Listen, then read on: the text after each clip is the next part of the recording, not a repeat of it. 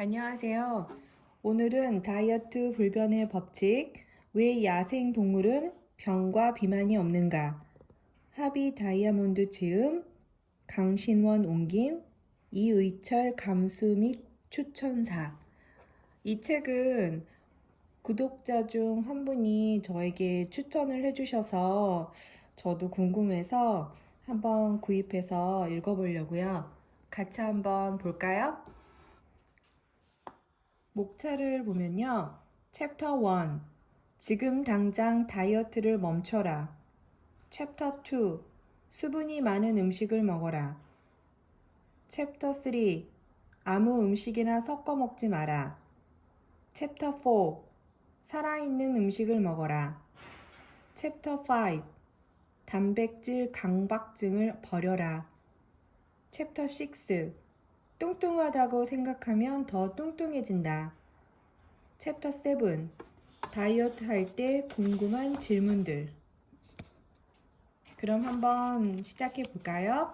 챕터 1. 지금 당장 다이어트를 멈춰라. 음식을 처리할 수 있는 인간의 능력은 하루의 규칙적인 세 주기에 따라 움직인다는 것이다.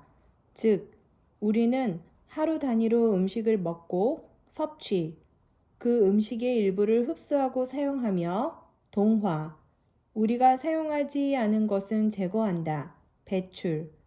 이 세 주기는 어느 정도 동시에 이루어지고 있지만 하나하나는 하루의 특정 시간 동안에 보다 집중적으로 이루어진다.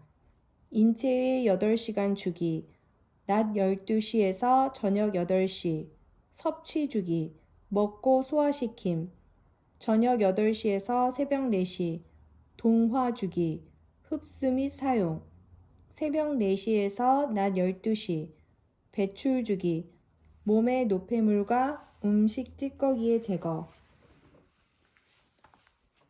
독혈증이 비만의 원인이 된다는 것이다. 몸에 독소가 없는 상태를 유지하면 평생 날씬한 몸매를 유지할 수 있다.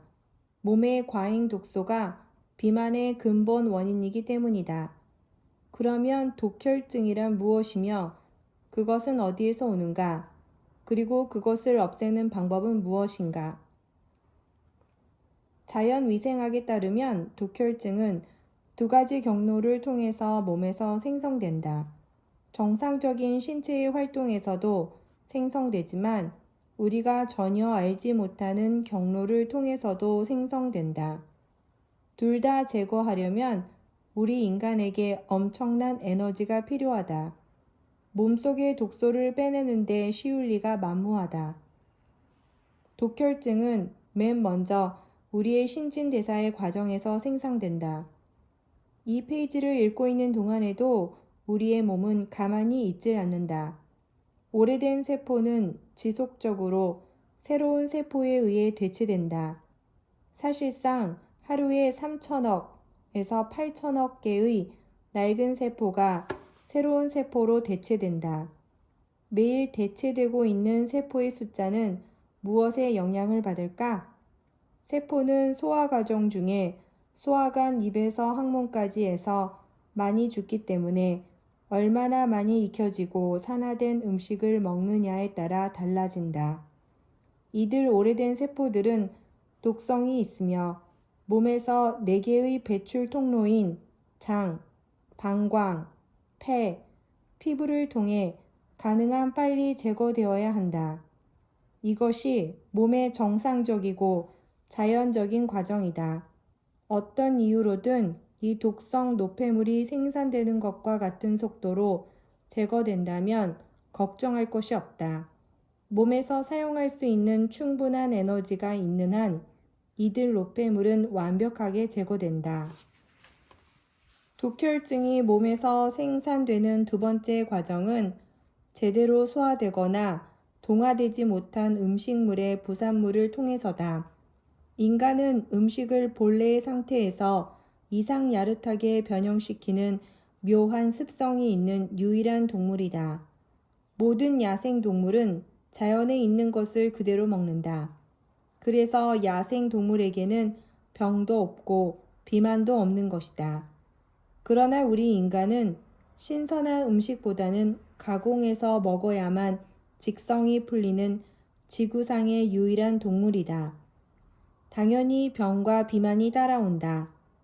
우리가 손을 대기 전에 마트에서 가공되어 있지 않았다면 어떤 방법으로든 그것을 변형시켜서 먹고야마는 묘한 동물이다.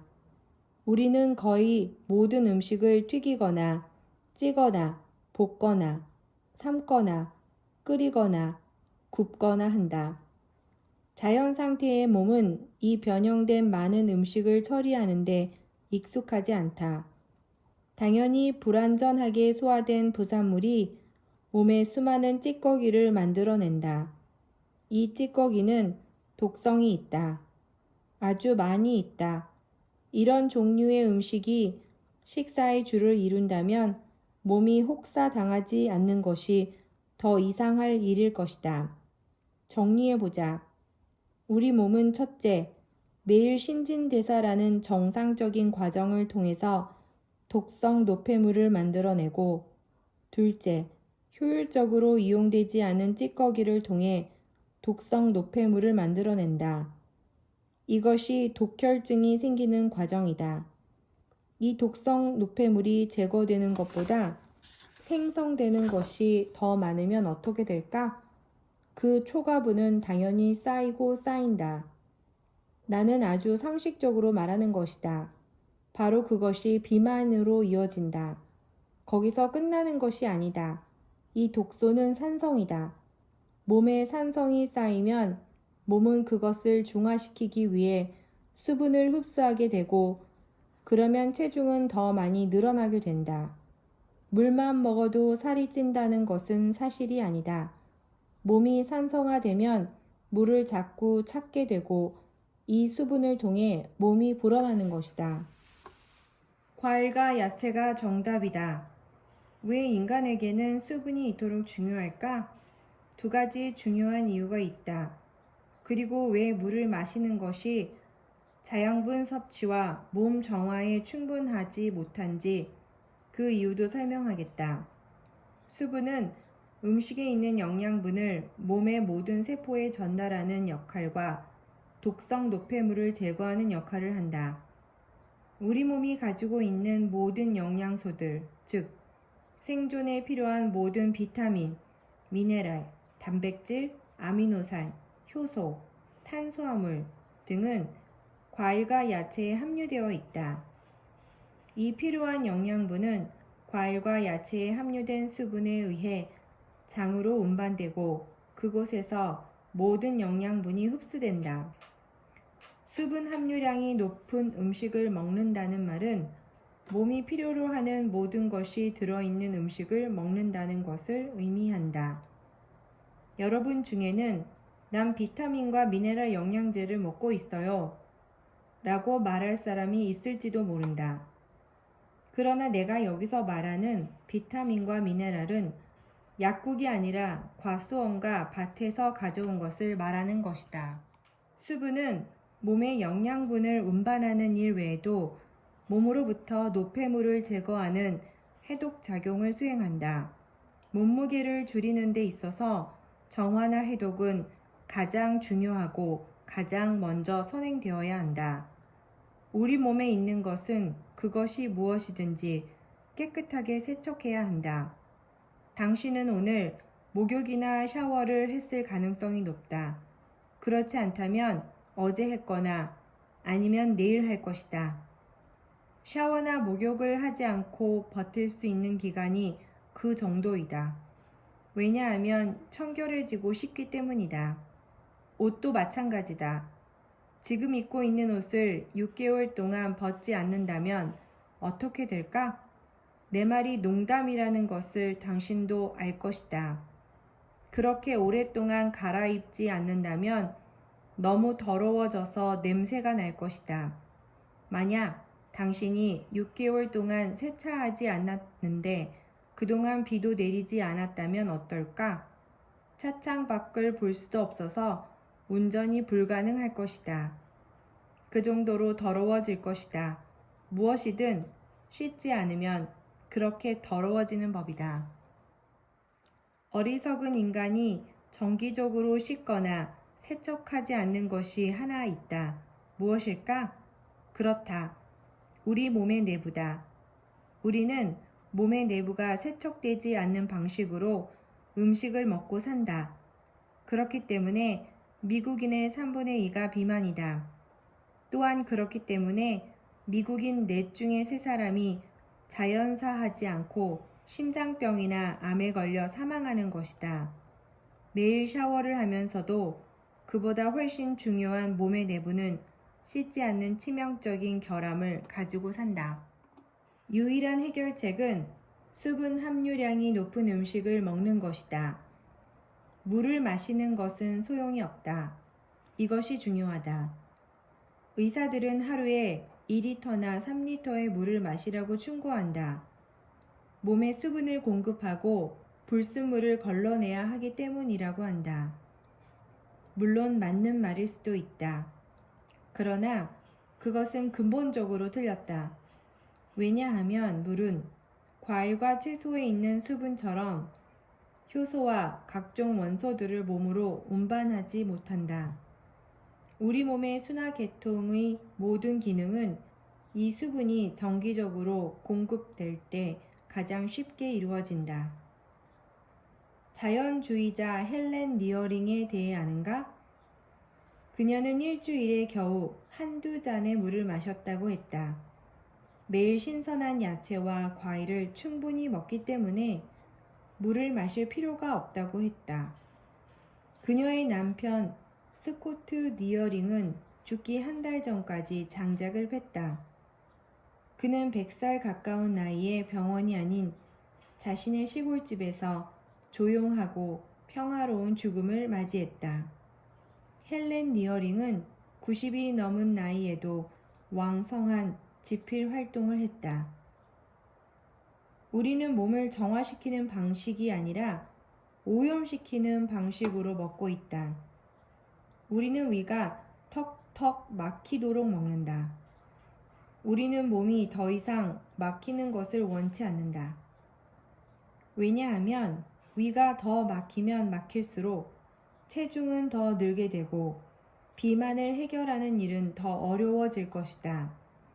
당장 오늘 저녁에 먹게 될 음식을 생각해 보아도 정답은 나온다. 지금 저녁상에 올라 있는 음식을 보아라. 그리고 스스로에게 물어보자. 이 음식이 나를 정화시킬 것인가? 아니면 나를 막히게 할 것인가? 달리 말해서 이 식사가 과일과 채소로 이루어져 있는가?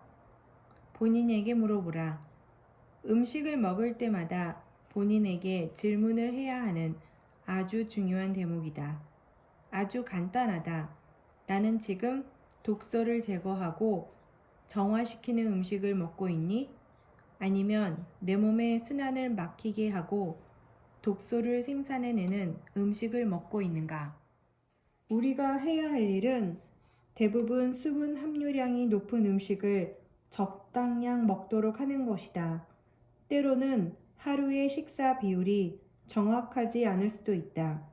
수분 함유량이 많은 음식 70%와 농축된 음식 30%로 완벽하게 균형 잡히지 않을 수 있다. 그래도 좋다. 우리는 다른 다이어트와 같이 일종의 감옥과 같은 판결을 내리려는 것이 아니다. 죄의식을 느낄 필요도 없다. 죄의식을 느껴야 할 것이 아무것도 없다. 당신이 찾는 음식에 대한 갈망은 수십 년 동안에 걸쳐 쌓여온 것이다. 그러한 갈망을 극복하는데 얼마간의 시간이 필요할 것이다. 균형을 유지하는 것도 중요하다. 그러나 균형을 더 많이 깨지 않는 것도 중요하다. 오늘 무거운 음식을 먹었다 해도 내일이 있다. 아주 새로운 날이다. 전날 수분 함유량이 많지 않은 음식을 많이 먹었다면 다음 날은 수분 함유량이 높은 음식을 많이 먹도록 하여야 한다. 무엇이 되었든 가장 중요한 것은 수분이 많은 음식을 정기적으로 먹는 것이 중요하다는 것을 마음에 새기는 것이다. 만약 그것을 무시한다면 당신은 절대 비만에서 탈출할 수 없을 것이다. 이것을 명심하기 바란다. 억지로 물을 마실 필요가 없다. 어떤 사람은 이렇게 반문할 것이다. 저는 매일 물을 많이 마십니다. 하루에 2리터 정도 마시는걸요? 그러니까 과일, 채소를 많이 먹을 필요가 없지 않아요? 이 책을 읽고 있는 당신의 생각은 어떤가? 맞는 말인가, 틀린 말인가? 실제로 수분 함유량이 많은 음식을 먹을수록 물을 많이 마시고자 하는 욕망은 줄어든다. 달리 말해서 하루에 2리터의 물을 마시는 사람은 그가 먹는 음식에서 필요한 양의 수분을 얻지 못하기 때문이다. 이것은 아주 중요하다.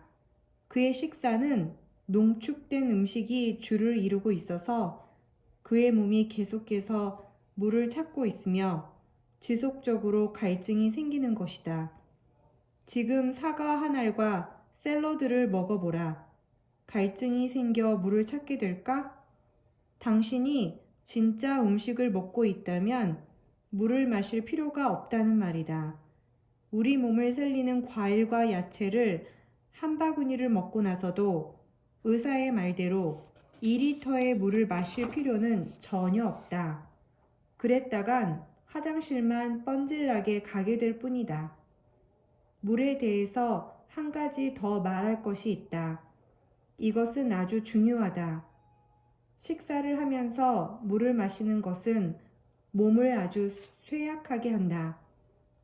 많은 사람들이 음식을 먹으면서 동시에 물을 마신다. 이것은 좋은 습관이 아니다. 왜냐하면 위에는 음식을 분해하는 소화액이 있다. 음식을 먹으면서 물을 마시면 그 물은 소화액을 희석시켜 음식이 제대로 소화되는 것을 막는다. 이것은 또한 섭취 주기와 동화 주기를 크게 방해하고 엄청난 에너지 손실을 초래해 결과적으로 가장 중요한 배출 주기에 악영향을 미치게 된다. 요약해보자. 수분 함유량이 높은 음식을 먹으면 우리 몸속에 있는 독성 노폐물이 씻겨 나가고 당연히 몸무게는 줄게 된다. 나는 배출 주기가 체중 감소에 있어 얼마나 중요한지를 몇 번이나 강조했다. 수분 함유량이 높은 음식을 적당량 규칙적으로 먹는 것보다 몸속의 노폐물 배출을 촉진하는 실천은 없다. 이것은 세상에서 증명하기 제일 쉬운 일이다. 그리고 당신이 일주일만 실천해 보면 바로 증명될 것이다. 내가 말했지 않은가? 눈으로 보는 것이 살아있는 증거라고. 이제 우리 몸에서 독소를 제거하는데 중요한 두 번째 얘기를 해보자. 이것 또한 수분 함유량이 높은 음식만큼 중요하다. 그것은 음식을 어떻게 섞어 먹느냐에 관한 문제다. breakfast, 아침 식사라는 단어는 실제로 break, 깨다와 fast, 단식이라는 단어를 합친 단어다. 원래 breakfast라는 단어는 단식을 깨기 위해 사용된 첫 번째 식사를 지칭하는 말로 사용되었다. 여기서 단식이란 하룻밤의 잠을 말하는 것이 아니다. 일주일, 2주일, 장기간 종교적으로나 건강상의 문제로 음식을 자제하는 행위를 말한다. 따라서 독소 제거를 위해 오랫동안 단식한 후 첫 번째 먹는 음식, 이것이 본래의 뜻이다. 다이어트에 절대 필요한 것은 바로 이것이다. 아침에 일어나는 순간부터 적어도 오전 12시까지 신선한 과일과 과일 주스 이외에는 아무것도 먹어서는 안 된다. 원하는 만큼 먹거나 마시고 원하는 양에 대해 제한을 두지 않는다. 원하는 만큼 먹는다. 그러나 몸에 귀를 기울여 과식을 하지 않도록 한다. 과일과 과일 주스 외에 아무것도 먹지 말기 바란다. 이것이 다이어트의 성공에 기여하는 중요한 요인이라는 점을 당신도 부인하지 못할 것이다. 만약 한 가지 원리만으로 시작한다면 바로 이것이다. 아침에는 과일만 먹는 것이다. 위에서 분해될 필요가 없기 때문에 과일이 보존한 에너지는 상당히 많다. 이 에너지는 자동적으로 몸에서 독성 노폐물을 씻어낸 다음 몸무게를 줄이는 일을 시작한다. 그러나 이 모든 것은 과일이 올바로 섭취되었을 때에만 가능하다. 과일의 올바른 섭취란 무엇인가? 매우 단순하다. 과일은 위에서 오랫동안 머물지 않는다. 따라서 올바른 섭취란 과일을 다른 어떤 것과 동시에 먹어서는 안 된다는 것이다. 또한 식사 후에 먹어서도 안 된다는 것이다. 과일을 먹을 때는 빈속에 먹는 것이 필수적이다. 과일은 수분 함유량이 아주 많고 소화에 아주 적은 양의 에너지만 필요로 한다.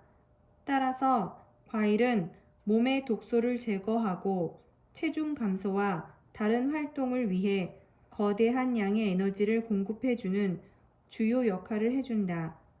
과일은 우리가 먹을 수 있는 가장 중요한 음식이다.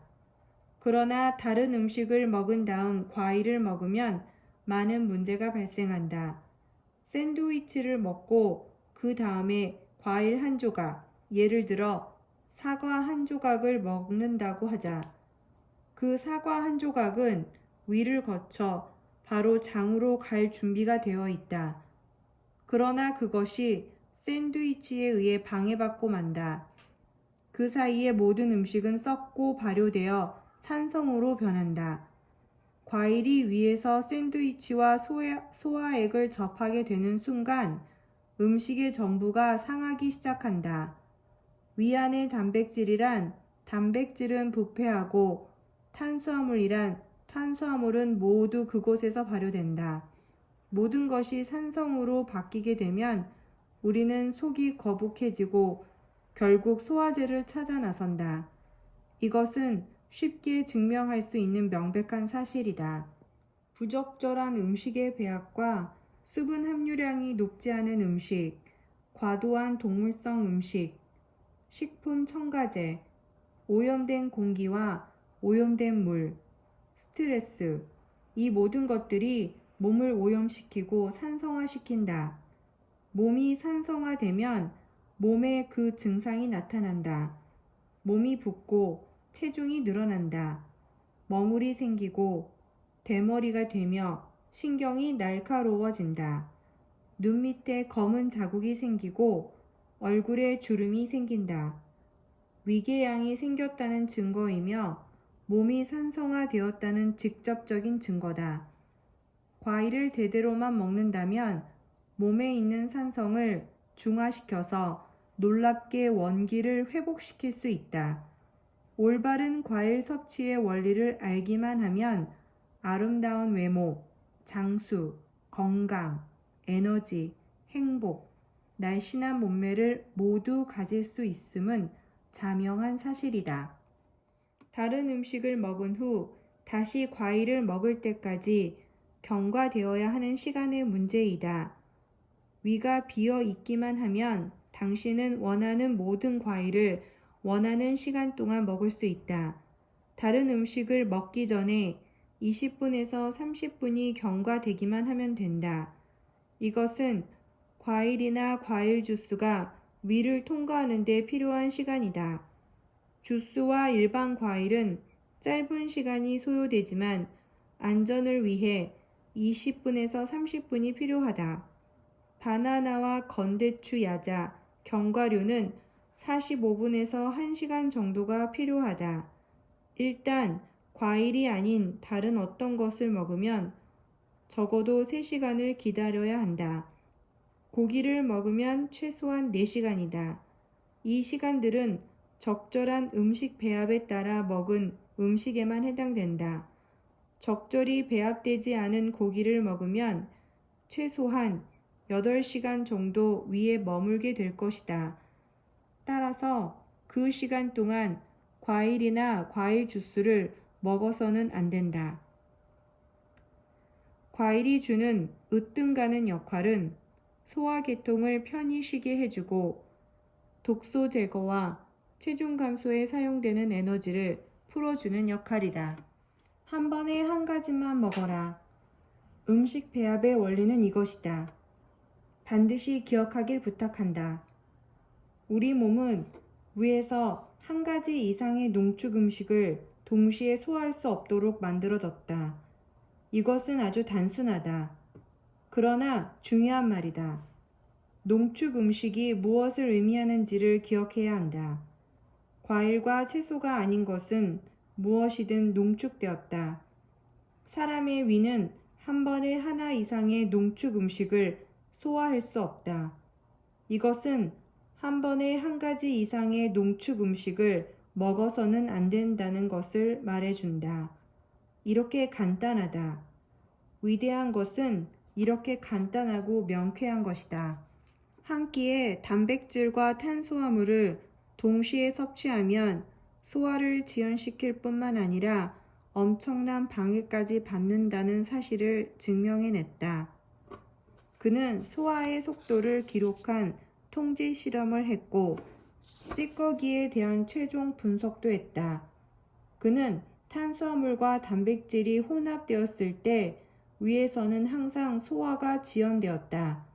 그 정도는 개인마다 그리고 섭취된 특정 단백질이나 탄수화물에 따라 차이가 발생한다고 갈파했다.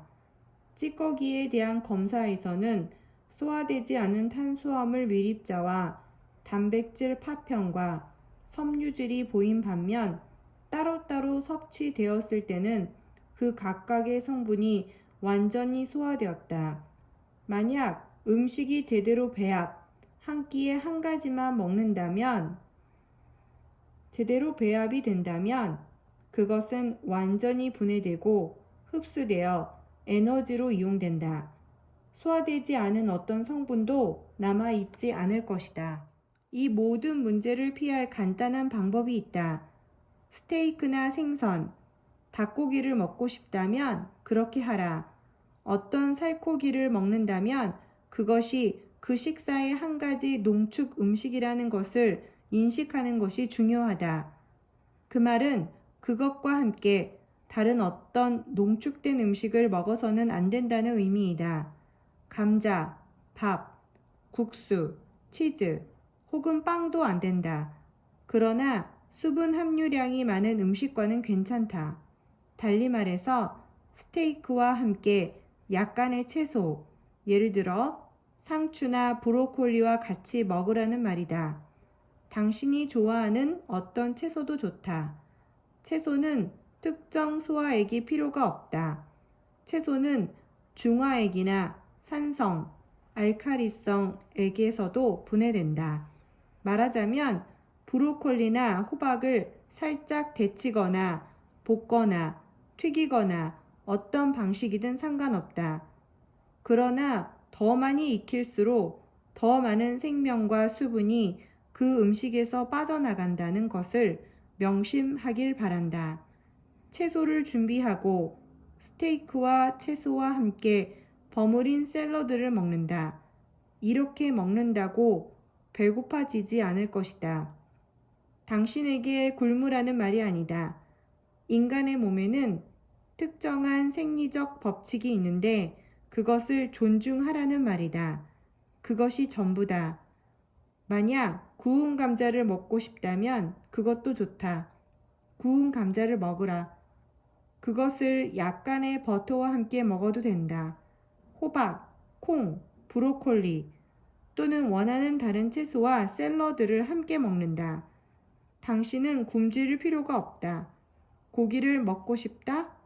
고기를 채소나 샐러드와 같이 먹는다. 빵을 먹고 싶다? 빵을 채소나 샐러드와 같이 먹는다. 스파게티를 먹고 싶다? 마늘, 채소, 샐러드와 같이 먹는다.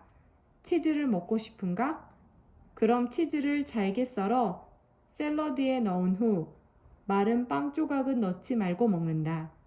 또는 치즈를 녹여 채소 위에다 넣을 수 있다. 매 끼니마다 고기를 먹지 않으면 충분히 단백질을 얻지 못할 것을 두려워하는 사람들에게 이 말은 지나치게 단순하게 들릴지도 모른다. 나는 그 문제를 다음 장에서 다루겠다. 당신은 원하는 만큼 먹고 원하는 음식을 먹어도 좋다. 그러나 모든 음식을 한꺼번에 쏟아 넣거나 그것들을 모두 동시에 먹지 않도록 하길 바란다. 고기의 소비는 지난 100년 동안 400% 이상 증가했다. 위암은 몸에 발생하는 모든 암 중에서 3분의 1에 달한다. 고기가 완전히 분해되지 않으면 부패된 독성이 몸으로 스며든다. 단백질 독성은 몸에서 산도를 매우 높게 증가시킨다. 몸 안에 쌓여있는 독성 노폐물을 지속적으로 세척하는 것이 필수적이라는 사실은 앞에서 이미 언급했다. 이 세정 작업을 완수하는 가장 효과적인 방법은 수분 함유량이 높은 음식을 통해서다. 당신은 아마 다음에 나올 문장을 짐작할 수 있을 것이다. 그렇다. 과일은 모든 음식 중에서 수분 함유량이 가장 많은 음식이다. 모든 과일은 80%에서 90%가 세정 작업을 수행하고 에너지를 만들어주는 수분으로 이루어져 있다. 더욱이 생존을 위해 몸이 필요로 하는 모든 비타민과 미네랄, 탄수화물, 아미노산 등이 함유되어 있다. 과일에 내재한 생명의 힘은 다른 어떤 음식과도 비교할 수가 없다. 과일은 몸에 쌓인 찌꺼기를 몸에서 씻어내는 기본적인 성질을 가지고 있다. 이렇게 해서 다이어트 불변의 법칙을 다 읽었어요. 어떠셨어요? 저는 새로운 발견을 하게 됐어요. 이제부터 과일을 집중적으로 먹고 그리고 탄수화물과 단백질을 섞어 먹지 않겠다라는 그런 좀 생각이 들었어요. 다음에 읽을 책은 무엇을 먹을 것인가예요. 저와 같이 계속 책을 읽고 싶다면 구독을 눌러주시고요. 그리고 너무 좋았다 하면은 좋아요도 눌러주세요. 다음에 또 만나요.